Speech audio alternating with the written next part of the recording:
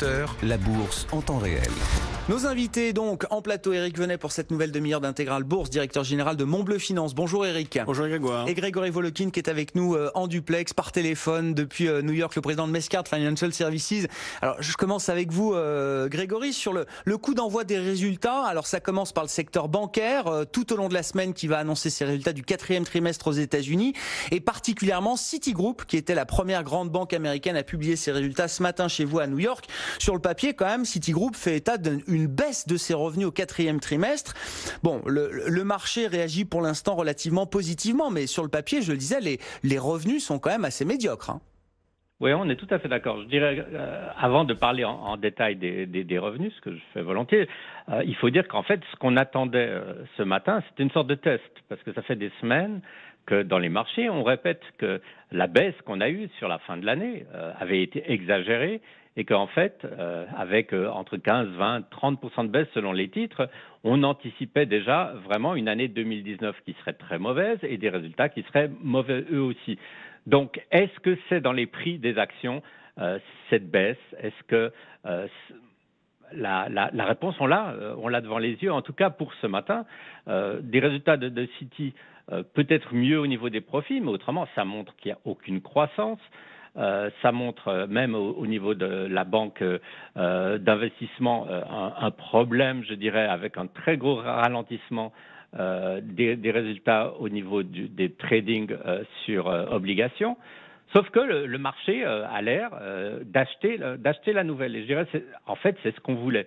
Ce qu'on voulait, c'était cette réaction, je dirais, qui fait qu'on peut se dire, tiens, on a vraiment anticipé pire que ce qu'on a à se mettre sous la dent au niveau des résultats, en tout cas des banques.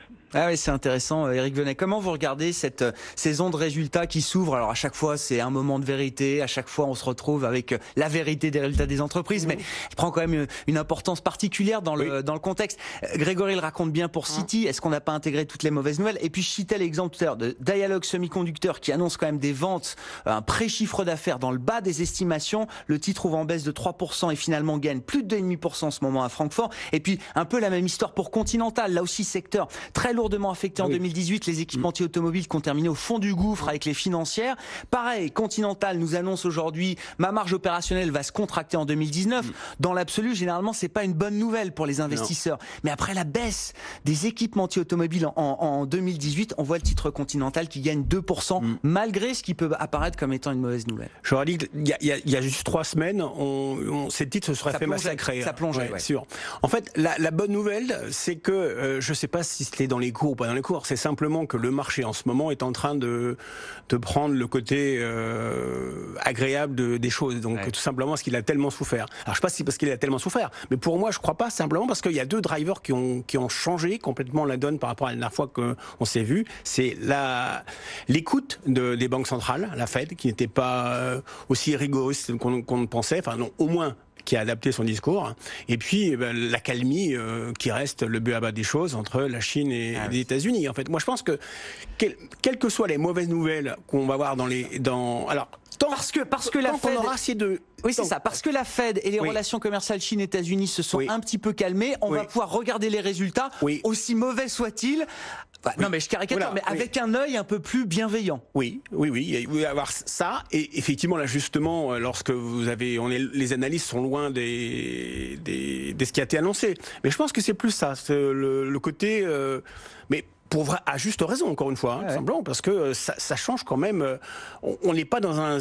Moi, je me vois bien les trois dernières semaines où on était là. On était vraiment en train de capituler. Enfin, le seul argument que j'avais à vous donner, Grégoire, c'était on est tellement noir que ça peut. Finalement, la bonne nouvelle, c'est qu'on est tellement noir. En fait, je me souviens d'avoir dit ça. Tout le monde est tellement pessimiste que ça devient une bonne nouvelle. C'est ce qui pourrait permettre. C'est ce qui a permis d'ailleurs au marché de rebondir. Je pense que c'est une question de finance comportementale. Après, c'est ma façon de voir les choses. Je ne suis pas dans l'analyse et donc je ne sais pas si c'est dans les cours. Mais en tout cas, tant qu'on aura ces 2 drivers, ça sera à peu près bien vu. Ouais, c'est ça. Une Fed plus accommodante, dans la tonalité du discours en tout cas. Ça changera pas. Bon. Et un espoir d'accalmie sur les relations commerciales. Ce qui peut changer, c'est ça. C'est Chine-États-Unis. Bon, à ce propos, d'ailleurs, Grégory, je sais pas, j'ai vu Donald Trump qui s'exprimait tout à l'heure et il a l'air d'être très positif. Un accord sur le commerce avec la Chine, voilà, il y croit. C'est ce qu'il disait tout à l'heure, le président américain. Sur les résultats des entreprises, Grégory, est-ce qu'il y a déjà quelque chose à dire globalement sur le secteur bancaire? Alors, évidemment que non, puisque seul Citigroup a publié, mais sur les attentes assez générales du marché et même sur les perspectives 2019, ça nous emmène peut-être assez loin, mais la question, c'est de savoir est-ce que le marché a déjà bien absorbé l'idée que malgré tout, la croissance des profits va quand même nettement ralentir entre 2018 et 2019. Est-ce que ça, c'est bien intégré par tout le monde, selon vous, Grégory? Écoutez, je pense qu'on n'a pas de réponse pour le moment et que c'est pas Citi qui nous donne cette réponse. Pour quelle raison? Tout simplement parce que Citibank, qu'est-ce qu'ils nous disent? Ils nous disent le début du trimestre a vu un redémarrage de l'activité au niveau du trading. Donc ça veut dire que la seule chose qu'ils disent qui pourrait pour le moment être une guidance, puisque c'est plus par rapport aux résultats de l'année dernière, mais c'est aux résultats à venir, était positif. Mais Citi peut peut-être voir une reprise de ses activités de quelques traders qui font de la spéculation sur les obligations. Ça ne veut pas dire que les autres compagnies américaines, quand elles vont publier leurs résultats, vont faire une guidance positive. Alors je dirais, la première étape, elle va être ne plus réagir négativement à des résultats qui ne sont pas brillants, il faut bien le dire, mais sont quand même très bons. Citi gagne beaucoup d'argent. Mais surtout, je dirais, il faut faire très très attention à ce que va être la guidance. Alors, Citi n'est peut-être pas le bon exemple. Citi n'est pas tellement exposé, par exemple, à la politique commerciale, n'est pas tellement exposé à la Chine. C'est pas la banque la plus exposée non plus, je dirais, à des secteurs qui peut-être vont montrer un certain ralentissement. Donc, on est content ce matin, on est un peu rassuré sur la réaction du marché, mais je dirais ce qui compte vraiment, c'est ce que les compagnies vont dire, non pas par rapport à l'année dernière, mais par rapport à cette année. Et pour cela, Citi ne nous donne pas encore une réponse.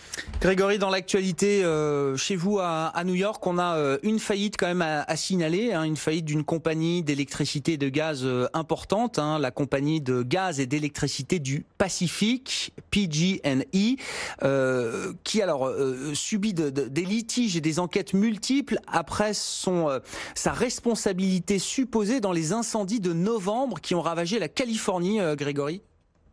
Oui, alors supposer, c'est très gentil de votre part, parce que en fait, ce qu'il apparaît maintenant, c'est que dans le cas des incendies qu'il y a eu en Californie, il y a eu 1700 cas où les infrastructures de PG&E étaient en cause. Donc, ça veut dire quoi? C'est-à-dire que leur fil électrique, leurs câbles, etc., très souvent tombaient lorsqu'il y avait trop de vent, avaient des étincelles et provoquaient des incendies.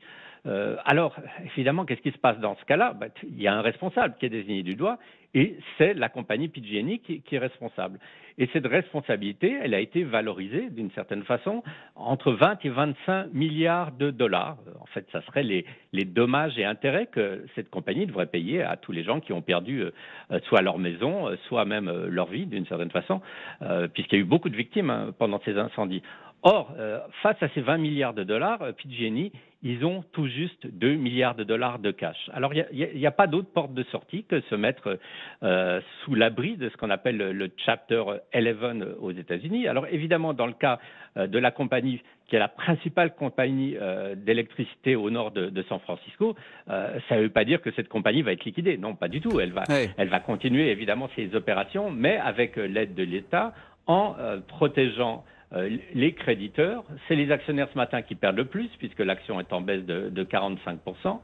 Et le CEO, la patronne, qui était assez connue aux États-Unis, parce qu'il n'y a pas beaucoup de femmes chefs d'entreprise, surtout d'une grosse entreprise comme ça, elle démissionne. Pourquoi elle démissionne? C'est qu'en fait, cette patronne, je ne peux pas juger sur ses qualités de management, mais on a commencé à parler, comme chez vous, un peu des salaires. Mais alors, salaire pour quelqu'un qui travaillait dans la distribution d'électricité apparaissait d'être aux alentours de 5 millions de dollars par année. C'est des gros salaires pour une compagnie qui a quand même provoqué énormément de pertes matérielles. Bon, les difficultés de cette compagnie de gaz et d'électricité du Pacifique, PG&E, qui est donc placée sous le régime de la protection des faillites aux États-Unis. Et puis un mot peut-être de cette fusion. Alors pour créer un mastodonte de la production d'or dans le monde, c'est l'américain Newmont qui rachète, je crois que c'est un groupe canadien, Goldcorp, Grégory, pour 10 milliards de dollars. Bon, est-ce que c'est une fusion qui intéresse ? Ça intéresse les investisseurs dans le secteur, évidemment. Il faut dire que l'or, on n'en parle plus beaucoup. Hein. Ça a été une très grosse déception sur les marchés. Ça ne veut pas dire qu'on n'en parlera pas de nouveau dans l'avenir. Mais pourquoi est-ce que ces deux compagnies fusionnent ? C'est de plus en plus difficile, de trouver de l'or. Donc les réserves des compagnies minières principales baissent. Donc elles ont besoin de s'associer, de s'allier ou de fusionner. Et c'est aussi de plus en plus cher d'extraire de l'or. Pourquoi de plus en plus cher ? Alors là, c'est le phénomène assez typique ici aux États-Unis, hausse des salaires, hausse du coût des infrastructures, etc. Donc c'est assez normal qu'il y ait une consolidation du secteur. Je dirais ce qui est quand même très très frappant, c'est que dans ce secteur, qui est un secteur qui n'est pas vraiment porteur, il y a une consolidation. Si vous regardez le fracking et tout ce secteur de l'énergie de schiste, on annonçait depuis des années une consolidation du secteur et elle n'est jamais venue. Alors, est-ce que peut-être ça va donner des envies ou des idées à ces producteurs d'énergie qui, eux aussi, vont tôt ou tard se trouver confrontés à la même situation, de plus en plus cher et de plus en plus difficile de trouver des nouvelles sources de matières premières. Une opération qui est financée par le papier, en action Newport, donc pour une opération qui est estimée à 10 milliards de dollars et la création ainsi du leader mondial de la production d'or. Merci beaucoup Grégory. Bonne séance à vous à New York. Grégory Volokin qui était en duplex et par téléphone avec nous depuis les États-Unis, le président de Mescard Financial Services. On est pour l'instant sur une consolidation du marché américain en baisse de 0,5% sur le Dow Jones environ et autour de 1% de baisse pour le Nasdaq. Petite baisse également pour les indices européens. Éric Venet, je me tourne à nouveau vers vous, directeur général de Montbleu Finance, pour revenir